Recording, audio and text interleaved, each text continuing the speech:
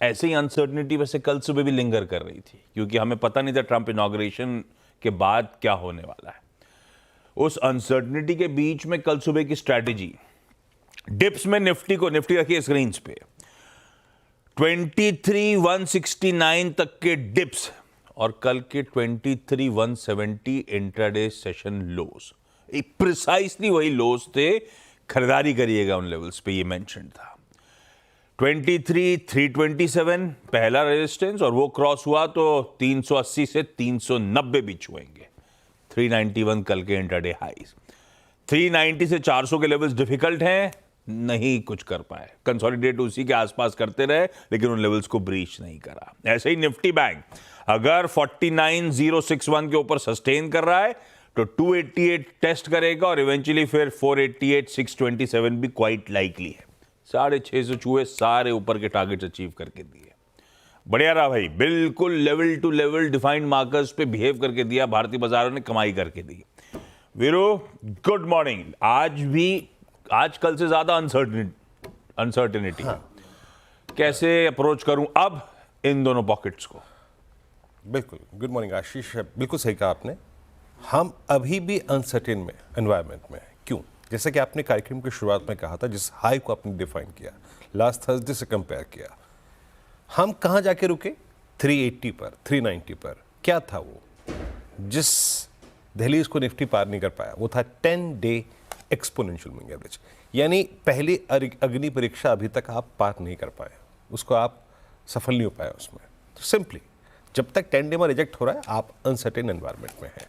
हाँ, out of these two versus Nifty bank ने जाके, जो अभी आपने बात की ना, जैसे 49,061 निकलेगा पहला कॉलाइटस का जोन, जाके 10 डेमा हिट करेगा।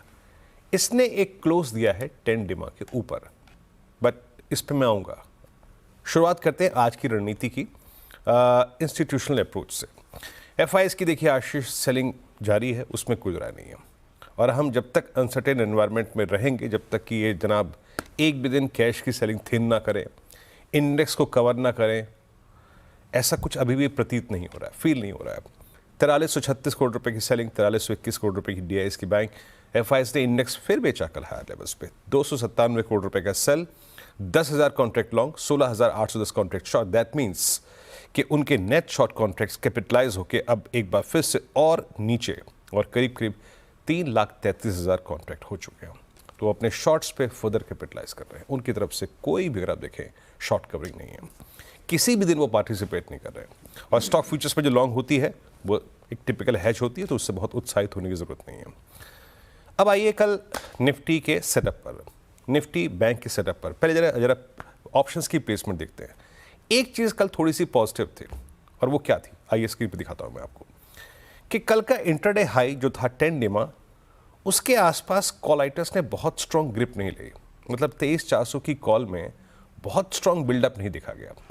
बिल्डअप अब 23,500 पे है, यानी कॉलाइटर्स ने 10 डेमा पे ग्रिप ना लेकर अब 100 पॉइंट ऊपर 23,500 पे ग्रिप लिया है। और जहां तक पुट राइटिंग का सवाल है आशीष, कल डेफिनेटली 23,300 पे पुट राइटिंग हुई है, but maximum outstanding OI nearest put पे वो 23,200 की स्ट्राइक है। तो हमें तवज्जो, हमें इंपॉर्टेंस देनी है 23,200 को, और उधर 23,400 के बाद 23,500 को। पिरामिड्स में ये बात आपको बिल्कुल क्लियर हो जाएगी, डिफाइन हो जाएगी कि पुट राइटर्स थोड़ा सा ऊपर आए हैं और कॉल राइटर्स थोड़ा सा ऊपर गए। 23,500 600 की स्ट्राइक पे लेवल्स लेके आइए। RS1 देखिए, मैं रोज बरोज 2 सर्कमस्टेंसेस देता हूं बाय ट्रेड के, आइदर अ डिप और अ थ्रेशोल्ड पॉइंट, दोनों पार हो जाए। लेके आइए RS1 384,417, that means 10 day exponential moving average, and that week कॉलाइटर 23400। अगर ये पार होता है तो निफ्टी अपने आप को प्रिपेयर करेगा 477, 519 एंड फाइनली फॉर 567, जो कि 20 डे एक्सपोनेंशियल मूविंग एवरेज है 10 डेमा के क्लस्टर से बाहर निकलने के बाद। रही बात अगर थ्रेशोल्ड पॉइंट नहीं पार हो रहा है तो वेट कीजिएगा डिप का। और डिप डिफाइंड जो है, जैसे कल था 23169, आज के लिए वो लेवल है 23,288, 236। No shorting thoughts till we are about 23091। In fact 23,091 की ट्रेजेक्ट्री आएगी तो मैं डेफिनेटली बाय और करने की सोचूंगा, but as of now we will focus on base one considering a day trade. अब आइए निफ्टी बैंक पर। देखिए कल ये क्लोज हुआ टेंडिमा के ऊपर। एक बात मैं आपको बताता हूँ, पहले निफ्टी बैंक का चार्ट लेके आइएगा। निफ्टी बैंक को डे टू डे अप्रोच करिए और तब तक डे टू डे अप्रोच करिए जब तक कि एक ट्रेजेक्ट्री सुन लीजिए 49,900 से 50,900 ये पार ना हो जाए। लगभग 1000 पॉइंट का दायरा है। पर आप पूछ लेंगे क्यों? Multiple averages on daily and weekly persist between these 1000 points. 49,900 से 50,900 के बीच में अभी भी 50,000 का कॉलाइटर एक स्ट्रॉन्ग ग्रिप लेके बैठा है। बट स्टिल हमने कल एक अच्छी शॉर्ट कवरिंग देखी है बैंक्स में। क्या ये आज भी होगा? ये डिपेंड करेगा, लेकिन हम लेवल टू लेवल ट्रेड करेंगे। RS पर लेके आइएगा। ऊपर की तरफ जब निफ्टी चलना शुरू करे, निफ्टी बैंक, तो आपको ट्रेड को चेक करना है 465 और 661 की ट्रेजेक्ट्री में। ये वही है ट्रेजेक्ट्री कॉलाइटर्स की। अगर ये बाइसेक्ट हुआ तो आपको एक 49,800 908 तक का स्विंग मिल जाएगा। प्रॉफिट्स को बुक कर लीजिए यहाँ पर। और अगर निफ्टी बैंक एक डिप दे रहा है आशीष, तो बेस 1 के ऊपर के डिप को हम खुले दिल से बाय करेंगे। फिर कह रहा हूं बेस 1, ओनली बेस 1, क्योंकि अगर बेस 1 वायलेट हो रहा है दैट मीन्स निफ्टी बैंक अपने आप को फिर प्रिपेयर करेगा 48,533। और एक बार फिर कह रहा हूं RS1 फिर लेके आइएगा। जितने भी ट्रेड्स अभी के लॉन्ग हैं या फिर RS1 क्रॉस हो जाए 49,908 पे डेफिनेटली बुक कीजिएगा। 49,908 से लेकर 50,900 वीकली और डेली पर मल्टीपल एवरेजेस का जोन है। नोट में ये क्लियरली मेंशन भी होगा आशीष। बढ़िया। यह है निफ्टी बैंक का हमारा आज का मंगलवार का अप्रोच। अब चलिए कंचन के पास आज के इंपॉर्टेंट स्टॉक्स न्यूज के लिए। Kanchan, good morning. Good morning sir. Earning season चल रहा है, नतीजों से ही शुरुआत करते हैं। सबसे पहला नतीजा के ऊपर बात करते हैं डिक्सन टेक्नोलॉजी, जहां पे नंबर्स हमें पॉजिटिव साइड में आते हुए दिखाई दिए हैं। नेट प्रॉफिट की बात करी जाए तो 216 करोड़ पे आके रजिस्टर हुआ है versus 97 crore on Y basis. अगर रेवेन्यू की बात करी जाए तो 10,553 करोड़। एबिटा ऑपरेशनल नंबर्स भी हमें इनलाइन आते हुए दिखाई दिए हैं 390 करोड़। और साथ ही साथ अगर मार्जिन कंपनी के देखे जाए तो 3.7% पे रजिस्टर किए गए हैं। आगे बढ़ते हैं और ऑब्रे रियलिटी के नतीजे देखते हैं, जहां पे नेट प्रॉफिट में 72% का एक डायरेक्ट हमें उछाल देखने को मिला है।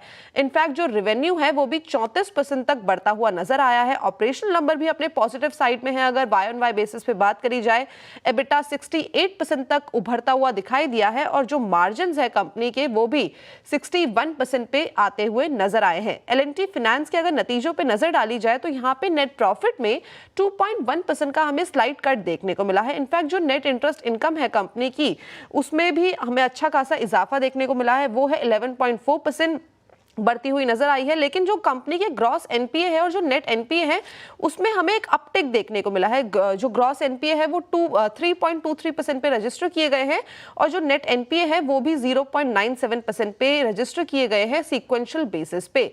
M6 ने अपने नतीजे घोषित कर दिए हैं और जो कंपनी है वो अपने घाटे से मुनाफे की ओर आती हुई नजर आई है। यानी कि 5.4 करोड़ का जो उनके ऊपर लॉस था, वहां से कंपनी अब रिकवर होकर 160 करोड़ के मुनाफे में आ गई है साल दर साल। इनफैक्ट अगर रेवेन्यू की बात करी जाए तो वो भी 191 करोड़ से बढ़ के अब हो गया है 301 करोड़ का। एबिटा में भी अच्छा खासा एक उछाल देखा गया है और जो मार्जिन हैं वो कंपनी के इस बार देखे गए हैं 64% के।